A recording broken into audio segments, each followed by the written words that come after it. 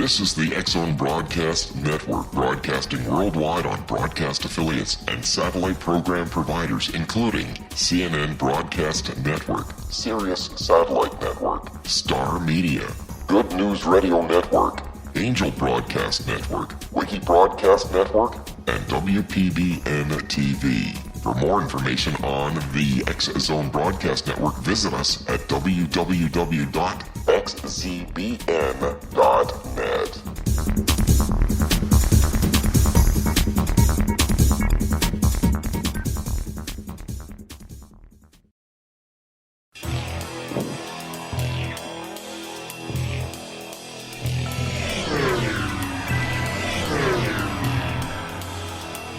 This is A Different Perspective with Kevin Randle. A retired U.S. Lieutenant Colonel, Kevin Randle has been studying UFOs for nearly 50 years. Kevin has investigated some of the most famous UFO cases in the world and has been consulted for dozens of documentaries about UFOs. Considered one of the leading experts into the Roswell UFO crash of 1947, Kevin has written more than 25 books about UFOs, including the recently published Roswell in the 21st Century. Now, here's the host of A Different Perspective, Kevin Randle.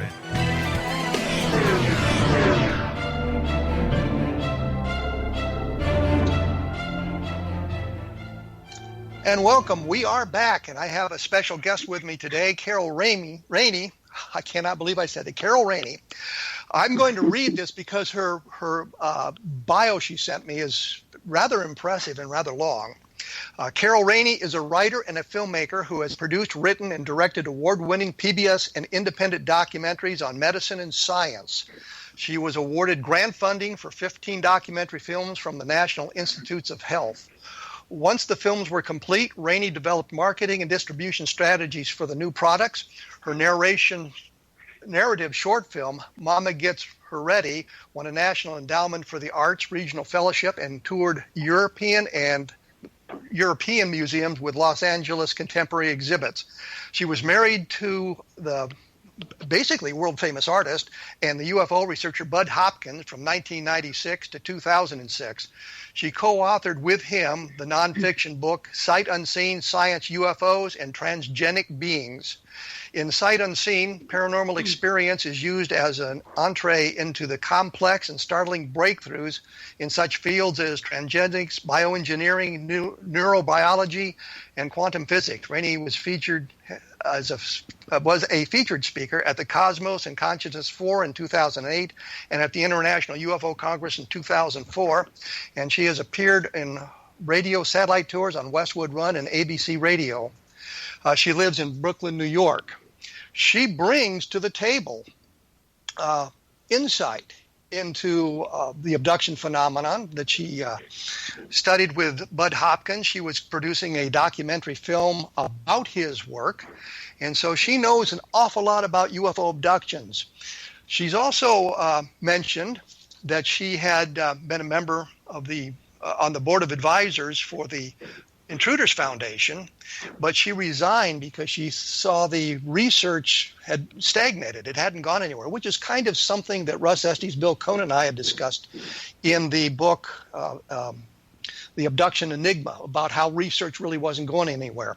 So we're going to talk about that, and we're going to talk about a UFO crash, because that is something that is near and dear to my heart, and we'll get on with that. So let me introduce Carol Rainey. Welcome to the show. Well, thank you, Kevin. I think I need a shorter bio. It fills up a lot of time, so we don't have to think, so it's a good thing to do. All right. You had mentioned in, I guess, our email discussions that you had resigned resigned from the Intruders Foundation, and I mentioned briefly kind of the reason why. Can you expand on that? What brought you to that point? What caused you to do that? Well, a couple of things. One is very personal, but my husband's mistress was on the board, and there wasn't room for two women on the same board, two women associated with Budd. So that was a very, clear reason. And then also what I said to them was I'm sorry I wasn't more active in the Intruders Foundation board, because I genuinely thought those were strong, excellent people, an astronomer, an engineer, several therapists, people who were really dedicated and very smart, medical writer too. And their skills needed to have been put to use in being a peer with Budd in his research. And I began to feel that they were just being used to, lift the cartons of Coke and the bottles of wine for the seminars. And really, I don't think any of them ever wanted anything like that. They wanted to be part of a research team. And I was indirectly, because I was often there on the other side of the camera. But I told them, I think in the beginning I was very active and supportive in Intruders Foundation activities. But as time went on, in our house it was UFOs 24/7, and there was just no juice left for anything else. It was a really all-consuming thing that happened in that household. And what I felt I needed to say to folks, not that they might have observed this themselves, I felt the field of UFO research in general was just repeating itself. It was stagnant. We're going to have to take a quick break. We will come back to that point just as soon as we can about the stagnation of the UFO research field. So we'll be right back with Carol Rainey right after these short messages. So stick around.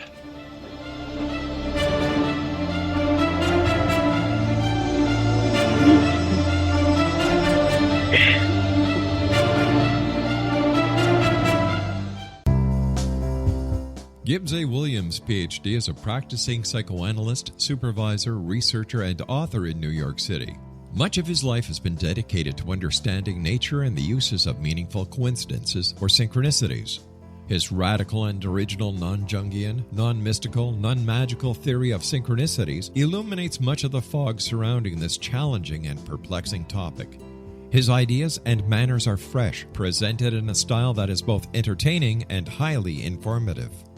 He is also an expert on crisis intervention, specially focused on violence reduction for the police and citizens, mastering anxiety, frustration, and stress without the use of medication, and effectively preventing and treating heroin addiction.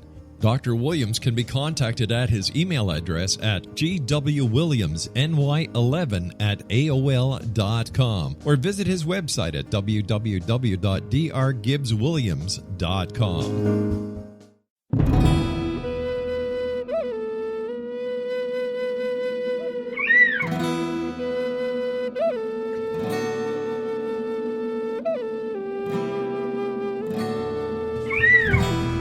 Shamanism is recognized as a method to access the quantum level.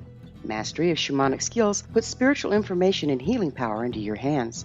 Path Home Shamanic Art School, a bonded Colorado certified occupational school, has met rigorous state standards, ensuring its director and instructors have the qualifications to teach the shamanic arts. Path Home offers its certification program in blocks of study. Block 1, a 5-day intensive, will be held in the beautiful mountain town of Coaldale, Colorado, October 13th through 18th. Registration deadline is September 12th. Experience journey trance, power animals, helping spirits, sacred space, and life purpose. Come discover your power. Join me, Gwilda Wiyaka, in the magical world of shamanism. Call 303-775-3431 or visit findyourpathhome.com.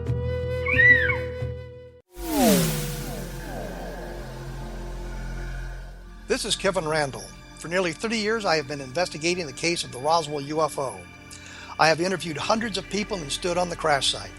Now in Roswell in the 21st century, I have reviewed dozens of hours of audio and videotaped interviews, examined hundreds of files that relate to the crash, and have returned to Roswell in an attempt to put all that information into the proper perspective. For the first time in Roswell in the 21st century, I have made a dispassionate reevaluation of all that material and provide a new look at what happened. This is a book that clears away all the clutter that has hidden the truth for so long, strips away the various lies that surround the case, exposes the Air Force attempts at cover-up, and found a core of solid information that tells us all where the case stands today. Roswell in the 21st Century will be available in just a few weeks. For more information, please visit my website at www.kevinrandle.blogspot.com.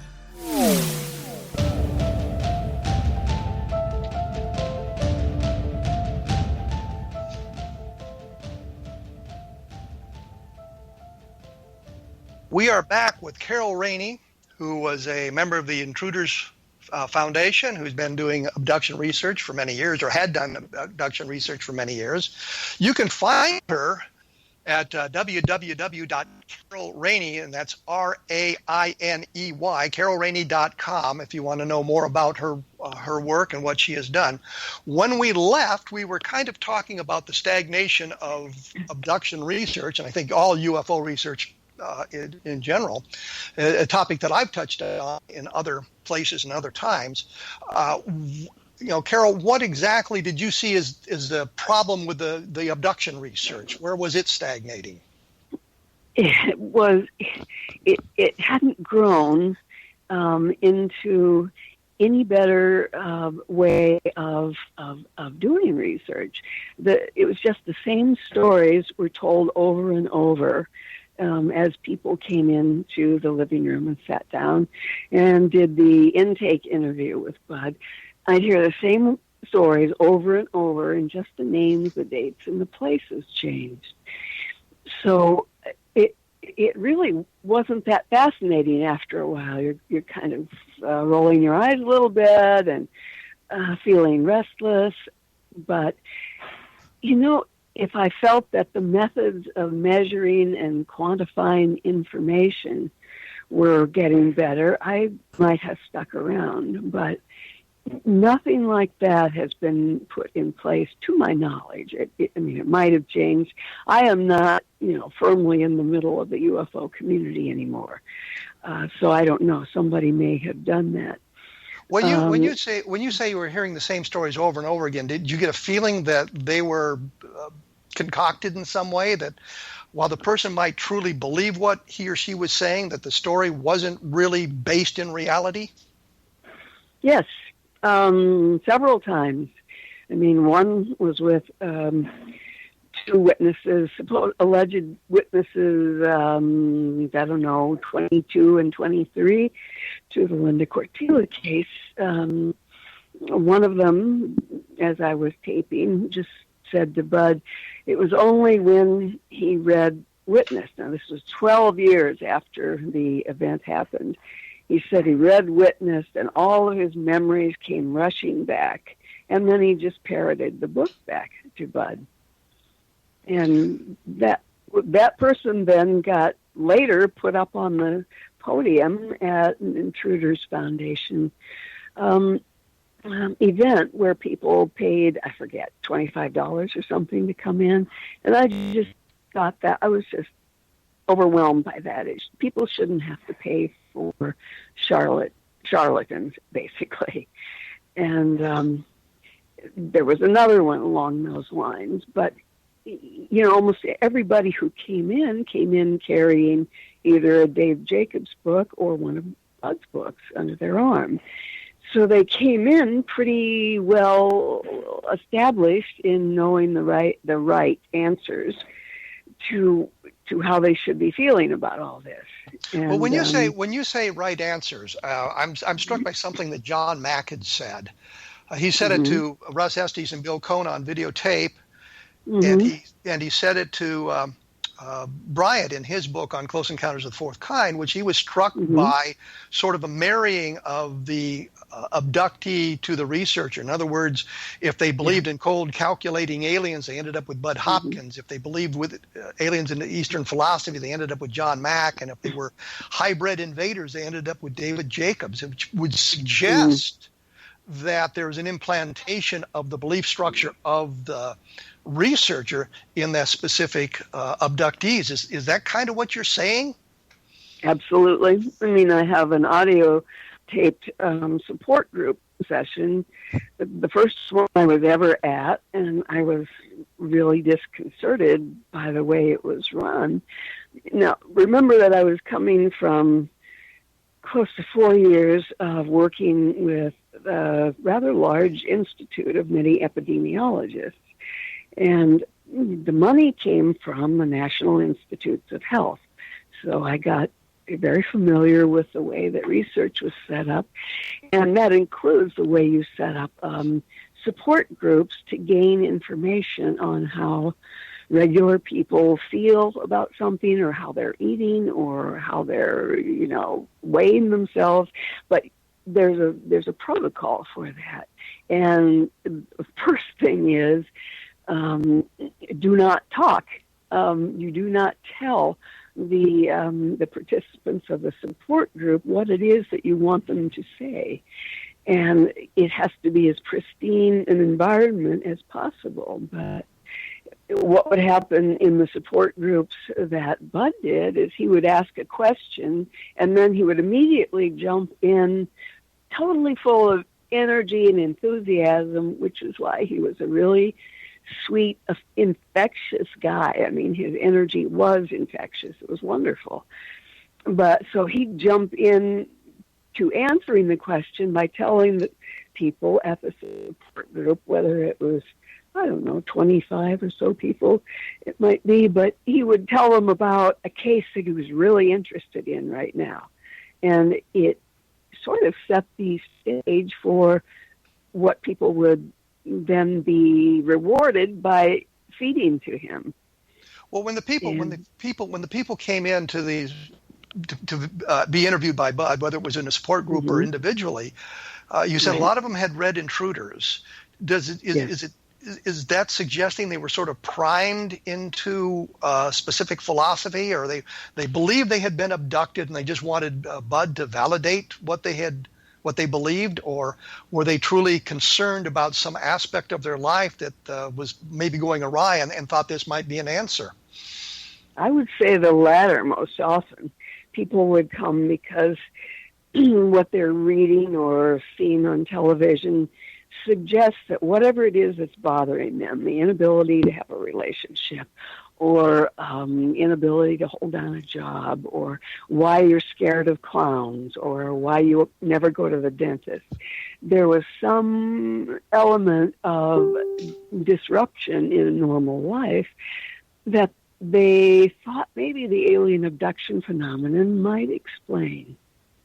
So they were looking for a specific answer, which was alien abduction explains my problems in life. Yes, often. Not always, but certainly often. Did they come in with their stories set in their minds, or were they sort of dug out through hypnosis? Was there anybody that had a clear, vivid memory of the abduction phenomena that did not require hypnotic regression to lead them into that place? I only recall one or two people who felt that what they were talking to Budd about was all recovered consciously. It was almost always under hypnosis. When Linda Cortila told me on camera that 85% of her memories were recovered under hypnosis, I remember this was the first year I'm involved in this, right? So I just remember thinking, oh my God, that's not a good answer. That's not good.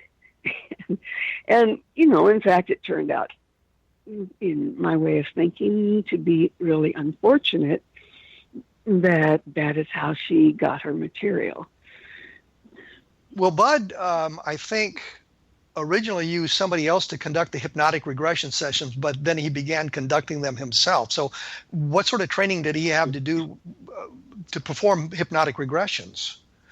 I think observation of 2, maybe 3 different psychologists and or psychiatrists. He did observe for several years. But I will say this, I think Budd was a really terrific hypnotist. You can often tell when a person is so deeply relaxed that memories will flood forward or can flood forward, or a confabulation of something they saw on television, something they walked past a showroom window, And something their mother said, that all flows together, and that's what comes out. You can't tell, really.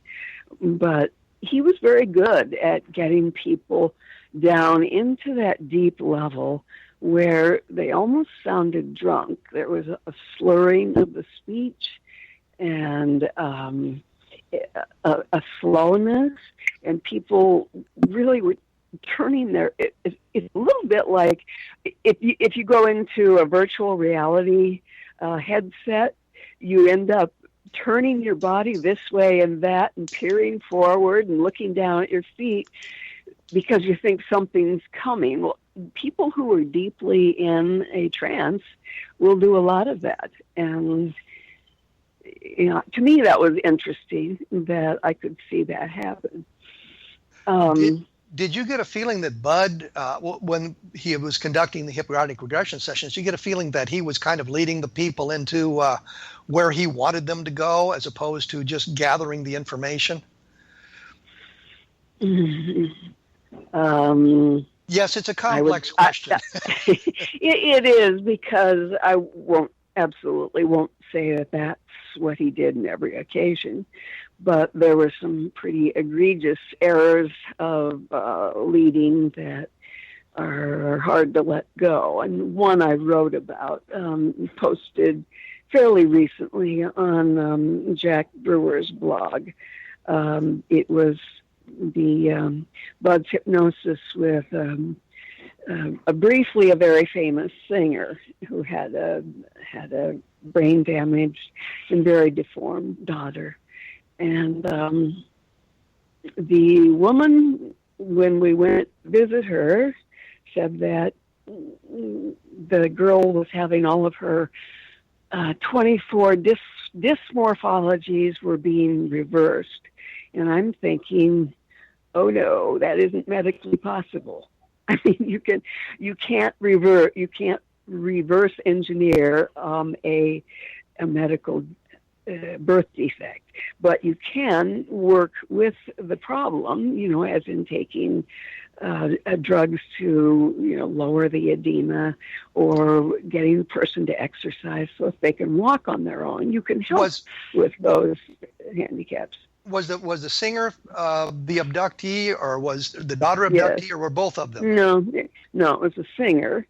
And I've been speaking with a member of the Intruders Foundation one day when something really embarrassing happened at home. I think several guys had been looking for a place to hide a birthday present for Budd, and they slipped into the pottery room of the woman who shared the house with Budd up on the third floor. And they had knocked a really, really heavy firing kiln off its base. And it would take some strength to do that. So the woman called us and was really upset and said she didn't know what was going on. And all of the board is sitting there, as Budd gets this call. And he stops and he gets really quiet, and everybody gets quiet too, because Budd is not often really quiet. So there's something happening. So everybody gets quiet. Let me break in here because we're going to have to take a quick break. Oh dear. But we'll come back to that as soon as we get back. You can find Carol Rainey's website at www.carolrainey.com, and we'll be back talking about abductions and the UFO crash in Santa Rosa right after these quick messages. With this Did quick you know break. that when you're on the road with limited data or Wi-Fi, you can still listen to the X-Zone Radio Show with Rob McConnell, The Science of Magic with Gwilda Wiyaka, High Tech with Corey Kay, and every minute of the 24/7, 365 programming of the X-Zone Broadcast Network by calling 712-432-9459, courtesy of TalkStream Live. No smartphone, app, or internet needed. It saves your data plan, and it's free if you have unlimited minutes. Call 712-432-9459 to listen on any phone, anytime, anywhere. Remember, 712-432-9459 for the best of paranormal, new age, thought-provoking, sci-fi radio programming 24/7, 365.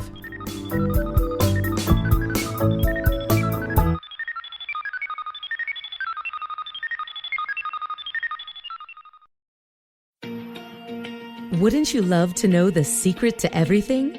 Well then, meet Dr. Kimberly McGeorge and her cutting-edge, breakthrough knowledge that combines science with possibility. Dr. Kimberly brings real-life answers and healing to those open to alternative solutions. She teaches solution-based programs and classes that will change all areas of your life forever. Specializing in conscious creation, intuitive readings, and energy medicine, you can rapidly shift health, relationships, business, and money and abundance challenges quickly. Receive her best-selling book, Secret to Everything, at no cost by going to secrettoeverything.com/X-Zone. That's right, transformation can start now. Just go to secrettoeverything.com/X-Zone and receive Dr. Kimberly's book for free.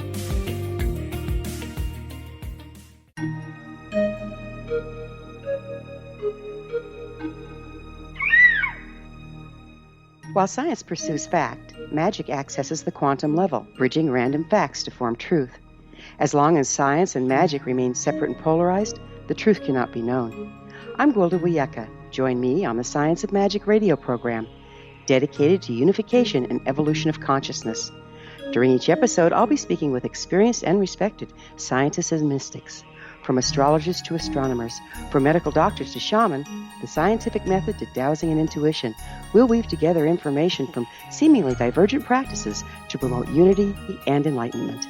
Join me, Gwilda Wiyaka, and the Science of Magic right here on the Mutual Broadcast Network. For more information, visit www.thescienceofmagic.net.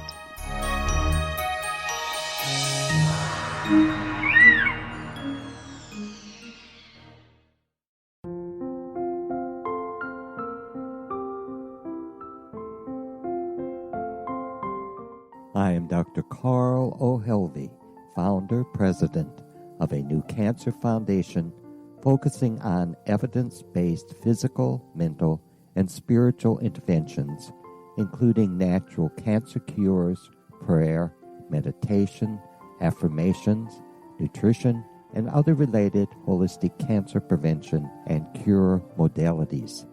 These are used in cancer education, research, and financing care. I ask for your help to continue this important work by donating at www.holisticcancerfoundation.com.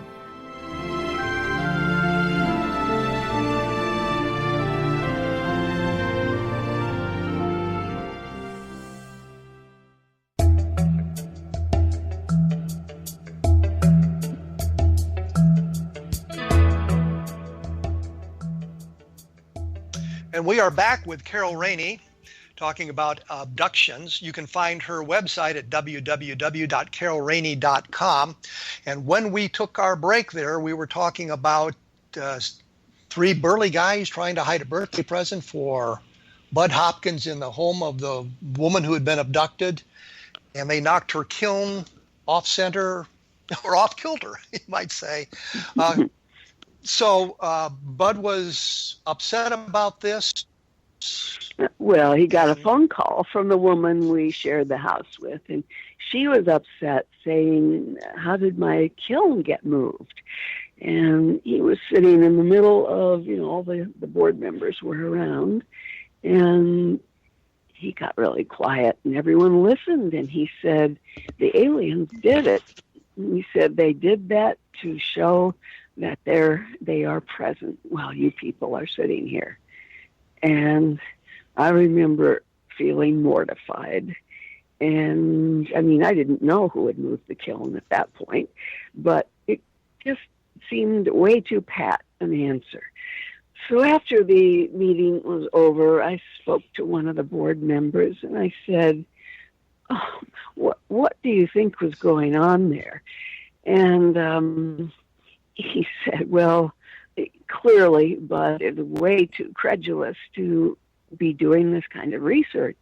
He said, what I want to know is, was he always like this, or is this something that's come upon him in his later years? And I said, well, I can't tell you that because I was not there in the beginning.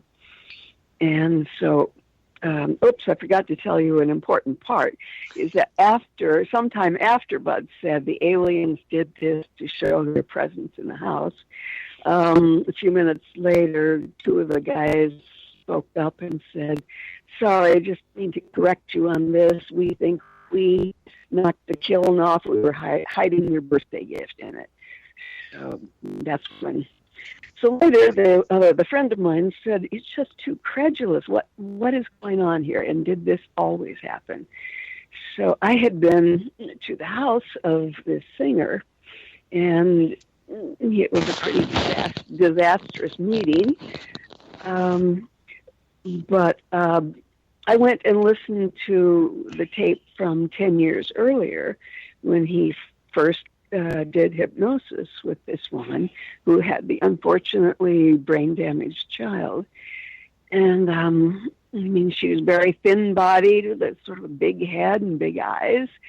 You can see why they might think that. But, I was just sort of horrified that in that discussion with her afterwards and before and during the hypnosis session, he tells her that the reason the child was shaped the way that she was is because she was a botched alien-human experiment. The mother starts crying and crying, and Budd assures her again and again, well, we know that she's partly yours too, but she's partly theirs.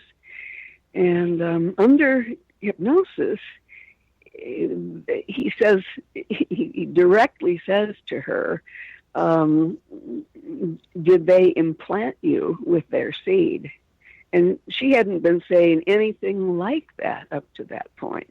I think that piece of audio is on Jack Brewer's website too. And you can hear it. Go ahead. Well, the impression I get from your discussion is Budd was very passionate about his research. Yes. He truly believed what he was saying based on his observation and his research with the people, but he might have been a little bit overly enthusiastic about where his research was taking him. Yes, absolutely. And this is not, Budd was not somebody who, willingly made this all happen. I think that as an artist, as bits and pieces came into his sightline, I think that he began to shape the phenomenon himself. He was an artist. He almost couldn't help it. That's what he did. But he's not consciously doing that. It's something that he's doing sort of subconsciously based on what he believes. Mostly, but again, I can't get inside his mind other than to, listen to the tapes and watch the audio or watch the videotapes and read his books. I can't tell you that, but I do know that he was a true believer, and so is David Jacobs a true believer. And so was John Mack. And so was John Mack. Well, towards the end of John's life, he did write something. I was trying to find that and can't find the source for it right now. John said, I made a mistake in taking these reports as anything but metaphor. He said something like that. He said that was his mistake. And I need to find where that is written down or where he says that. And that's because he moved on to his next field of research in the possibility of life after death. So he was moving. His research was evolving away from UFO abductions into another aspect, which is in essence the same thing. We gathered the information basically through hypnotic regression. Well, he hadn't gotten that far. This was his first, and the odd thing is, I had called him just to catch up that summer in 2004, and caught him as he was packing to leave for London to meet up with a woman there who's very famous in these circles for her. She can communicate with her husband who died many years earlier, helps other people get in touch with people who died. Now, I don't want to make any judgments about this because I don't know enough about it, but that's where John was going to either stay with this woman or learn something from her. And he was at the very beginning of his research in this field. And he told me that this was his next new adventure. And I started laughing and I said, "Oh, John, you're going to be as screwed with that field as you were with UFOs." And he laughed too. And he said, "Well, stay tuned. I'll let you know what I find out when I get back." And of course, we all know he didn't get back. Well, this kind of brings a question to mind. Is John Mack, did he come into the field? He was invited into the field by Budd. Is that correct? Yes. Oh, yes, but it was he was recommended by a mutual friend that he should look into this. And I think Budd handed him a stack of unopened letters. And John just opened them and that's a pretty random suitable way for him to get knowledgeable about it, to see what people are sending him, and to just give him, letters taken at random, basically. And that gives you a pretty good cross-section of people's concerns. And as he read letter after letter, and I'm sure he also met several of people who worked with Budd, he said that these people are not insane, which I totally agree with. And he said I didn't know what was happening, and he needed to follow it up. And then he began to look into it himself. John Mack said something that I thought was very interesting. He said that this, being an abductee, is not a group that somebody wants to join, a club nobody wants to join. And in the research that I had done with Russ Estes and Bill Cohn, it seemed to be that this was a club that people were clamoring to join, because it gave them a sense of purpose. It gave them access to another group of people who had similar belief structures, who had similar experiences, and it gave them sort of an identity that they may not have had up until that point. Is that something that you had observed? Absolutely. And I think even I would say this, that phrase that John used was probably near the beginning of his getting started in this field. This is a club nobody would want to belong to. He literally repeated Budd's most common, his mantra, and he would speak it from podiums all around the world.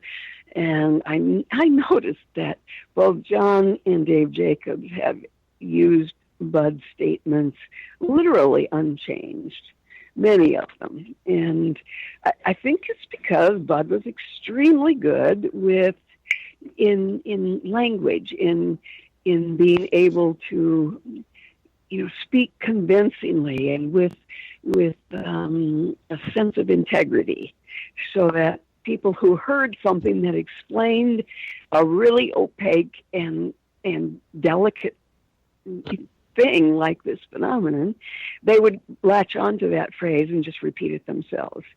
So I think that actually came from Budd.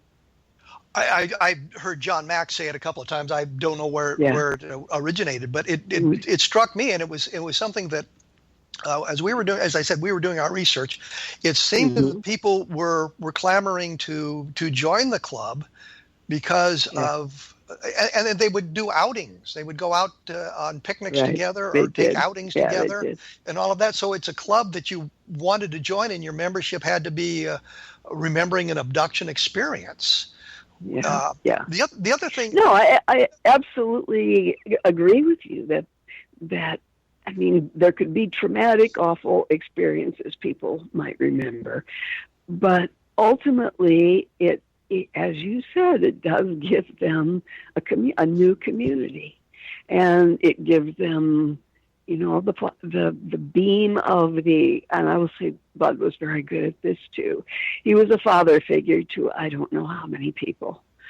So if you get as Linda did, you get the beam of approval turned on you from this father figure, this famous figure, you're in a pretty good place, actually. So he was a very charismatic man. Absolutely. And spoke with a sincerity that people just seem to latch onto and accept. Yeah. Yes. So he also, and he was responsible for actually bringing the abduction phenomena to the forefront, because people had talked about it prior to Budd Hopkins and Intruders, but it never got the traction that came with Budd Hopkins. Right. Well, he was very, very good on television shows, and he fought very fast on his feet and had a great repartee, and he was just very good at this. So he brought both David Jacobs and John into this field, and I think in the beginning they pretty much took Budd's perspective on this, and then John started seeing more spiritual dimension in it, or the possibility for spirit. And Dave Jacobs, of course, never saw any spiritual aspect to this at all. He saw it as an invasion and the creation of hybrids to take over the earth. We're going to have to take another quick break here. I'm with Carol Rainey, whose website is www.carolrainey.com, so you can take a look at that. We're going to try to get to the Beanie UFO crash case in Santa Rosa, New Mexico in the last few minutes before we have to go away.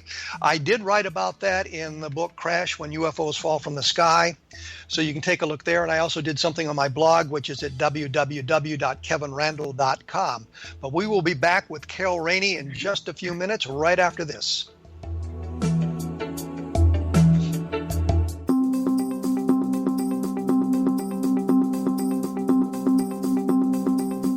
As host of Dialogue with Divinity, I am thrilled to join the X-Zone Broadcast Network and their growing number of affiliates.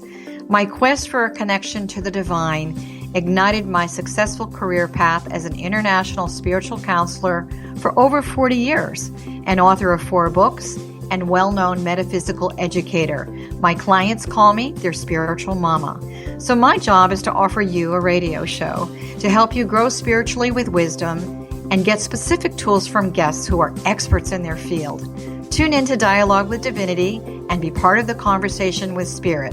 My goal, your happy soul. For more information, please visit my website at johannacarroll.com.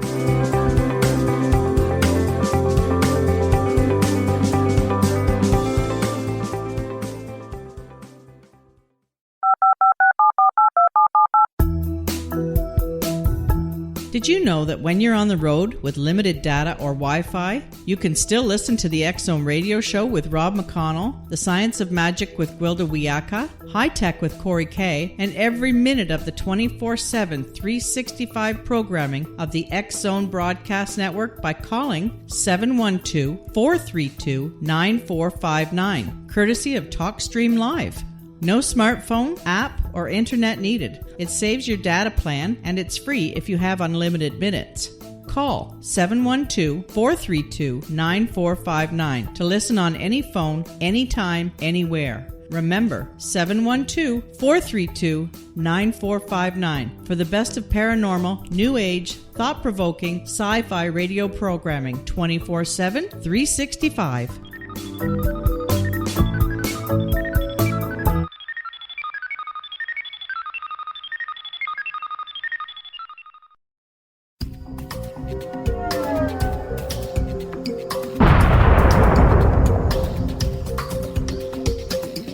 Coming soon to the X-Zone Broadcast Network is A Different Perspective with me, Kevin Randle, as your host. We'll be taking a close look at what is happening in the world of UFOs today with side trips into the paranormal. Guests will range from those who are household names to those who have a different perspective on a variety of topics. No topic will be taboo, but there will be tough questions asked as we all search for the truth about UFOs, the paranormal, and those things that excite us. Sometimes we'll agree with a guest and sometimes we won't, but we'll try to keep the program topical. For those of you who would like to read, be sure to visit www.kevinrandle.blogspot.com and remember to listen to the other fine programs on the X Zone Broadcast Network at www.xzbn.net.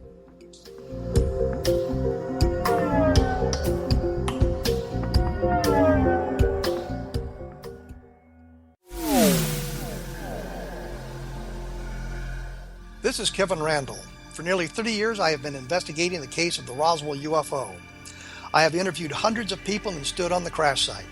Now in Roswell in the 21st century, I have reviewed dozens of hours of audio and videotaped interviews, examined hundreds of files that relate to the crash, and have returned to Roswell in an attempt to put all that information into the proper perspective. For the first time in Roswell in the 21st century, I have made a dispassionate reevaluation of all that material and provide a new look at what happened. This is a book that clears away all the clutter that has hidden the truth for so long, strips away the various lies that surround the case, exposes the Air Force attempts at cover-up, and found a core of solid information that tells us all where the case stands today. Roswell in the 21st century will be available in just a few weeks. For more information, please visit my website at www.kevinrandle.blogspot.com. What Happened in Benghazi is revealed by Nicholas Genix, author of Obama, Islam, and Benghazi. He informs the American people that President Obama deceived them by advocating a strong foreign policy prior to the 2012 presidential election, and Hillary Clinton supported this deception. As the title infers, there is a connection between Obama, Islam, and Benghazi. Ample evidence informs Americans that Obama's early indoctrination in the Quran developed an affinity for Islam, why the Quran is the source of discontent in many countries, and why the Obama foreign policy deception led to poor military action and caused the loss of American lives in Benghazi. Genix provides 36 questions for the Select Committee on Benghazi to validate if Americans are justified to mistrust President Obama and Hillary Clinton. An overview of Obama, Islam, and Benghazi is presented on the website www.futureofgodamen.com. That's www.futureofgodamen.com. Afterlife expert Roberta Grimes was the first one to say that dying can be fun. Now her best-selling book, The Fun of Dying, is available in stores worldwide. So if you wonder whether death ends life, how it feels to die, or what heaven might be like, The Fun of Dying was written for you. And if you have always been afraid of death, or if you worry that your life has no meaning, let The Fun of Dying ease your fears and bring new meaning to your life. Nothing said in The Fun of Dying is based on the teachings of any religion. Instead, Roberta draws on evidence to explain how death happens, how it feels, and what comes next.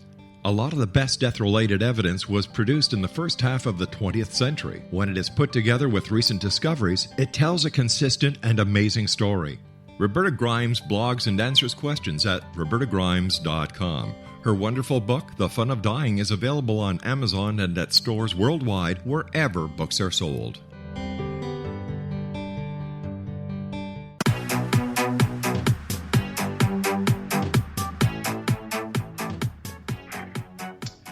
We are back with Carol Rainey. We've taken up more time talking about abductions than I wanted to. I wanted to get to this UFO crash in Santa Rosa, California, Santa Rosa, New Mexico, that Budd had investigated. Can you set that up a little bit for us quickly, Carol? Sure. I'll tell you when I came into it. It was in 1997. But it told me about this very folksy woman who was reporting and giving all kinds of names associated with it, that she'd been riding shotgun in a homemade ambulance, and they rushed out into the desert, and she saw some debris, and she saw several little bodies, and she said where their parents, and the state troopers who were on site said they don't have any parents. And she loaded them into the station wagon, and they whizzed back to town to this unbelievably tiny little hospital in Santa Rosa that was run by nuns. And Beanie says that she knows exactly how big they were because she could get an entire torso on one of her x-ray plates, which would be, I don't know, something like 4 feet long. And she said then there was only the doctor who was there, and very, very shortly the Air Force came in. She called him a bird colonel. I don't know what that is. You might. That would be in 06. Oh, that would be in 06. He one rank up from lieutenant colonel, one rank below brigadier general. I just throw that in. So she says that he stormed in, had people and a big truck outside, and he took everything, including her notes, including her x-rays. So basically there was nothing left to prove, this thing happened. But what she's saying is, what she's saying is this was an alien spacecraft crash, and they had recovered the bodies and some of the wreckage and taken it to the hospital in Santa Rosa, New Mexico. And there they had done some x-rays of the individuals. They have made whatever notes they would be required to make, and an Air Force officer came in and removed every trace of evidence from the event. Yes. And she was naming names. I'm looking at a letter here from Walt Webb in March 15th, 1995. He was the original investigator. He was the primary investigator on this case. And when they lost their financial support from one of the people who often supported things like this during those years, Walt had to go find a job, so he left it up to Budd, but he sent a very detailed list of what needed to be done, who needed to be talked to, and he also communicated with Beanie. It was hard to tell from just talking with her, did this really happen or did it not? So it was only when I came back home and read through the file that I found Walter Webb's notes. And he basically tells Budd, I'm very, very concerned about all the inconsistencies in Beanie's testimony, and here is a list of people that you and or Beanie need to contact, people she's mentioned. And I don't think they contacted any of them. I went with them in Santa Rosa to visit the widow of the ambulance driver. And I guess the ambulance driver kept a trip ticket and he could bill the U.S. government. And so Beanie she talked a lot. And, in this widow's home, she went on and on and on and on and on. And, she and Budd were trying to get this very elderly woman to say yes or no or to give some detail. And she said, I didn't pay any attention to the business. She said, I just didn't. And finally they got her to say that, she sort of remembers that her husband was upset because a trip ticket was taken, but she has no idea what year that was.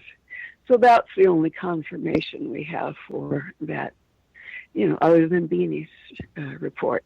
So the documentation that they were chasing, which would have been the trip ticket, they did not discover. Yes. They did not find it. And the elderly woman seemed to suggest that somebody might have come and gotten a trip ticket at some point, which really isn't much in the way of confirmation. No. She seemed as if she was. I guess I could post that on YouTube at some point. She seems to just be either wanting them to be quiet and go away, or she's being nice, but she also might remember something like that. She said she remembered that at one point her husband, the driver, was very upset about something. She didn't exactly attach, this trip ticket to Beanie's event. She couldn't do that. Well, you had said we don't know. You had said that there were a lot of names involved for confirmation. Yes. Was any of the witnesses followed up on? Could they find any of the witnesses? Was there any? I don't believe anyone was followed up on. So Budd pretty much took it over from Walt, and he had very little respect, I guess, for Walt, unfortunately. And to my knowledge, he never called him and kept that spirit of co-investigators. He didn't keep that going. It was all his case after that. Did you have a chance to talk to Walt Webb about this? Yes, I did, several times. And what was Walt's impressions? He was angry. He said he didn't deserve to be treated with such disrespect. It made him seem like a goon who had no people skills and no ability to research. No, I was more looking for what was Walt's impression of the UFO case. I mean, he felt it was way too far out in terms of time. It was 30 years, and there's really only one eyewitness, Beanie, and she has about 4 or 5 different contradictions in different stories that she has told to people. And what I noticed when I was there is that she started to embroider around the edges of her story. Her older sister, she said, and I have this on camera too, her older sister was the nurse that Glenn Dennis ran into during the Roswell event. Oh, wait a minute. Let me get this straight. She is saying that Naomi Self, the non-existent witness from the Glenn Dennis nonsense, is a corroborative witness for this Santa Rosa story? Yes, but the sister is deceased, unfortunately. But we've managed to drag in the Roswell case now, right? And so it's Glenn Dennis's nurse she ran into, and yes. So she just threw that in, and then she talked about her own abduction, and I kind of looked over at Budd like, wait a minute, she never talked about being an abductee the last time we were here. So I don't know, I think she is gone now. We can't ask her anymore. But there was a lot of evidence that could have been followed up. There's a dispatcher's name.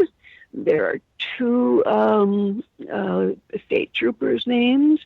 There's a sister, Assumpta, who was at the hospital, and another sister, and the Dominican headquarters in Grand Rapids was mentioned. Dr. Galvin was mentioned. Jimmy's warehouse was where they kept the car, and there might have been some witnesses there, or Jimmy's son might have talked. But when we boil it down to its essence, there's all this possibility of other corroborative witnesses, but none of them have been talked to. Not to my knowledge, no. So that's stuck. What made me upset. Yeah, I get that. I understand that. I'm feeling the same way.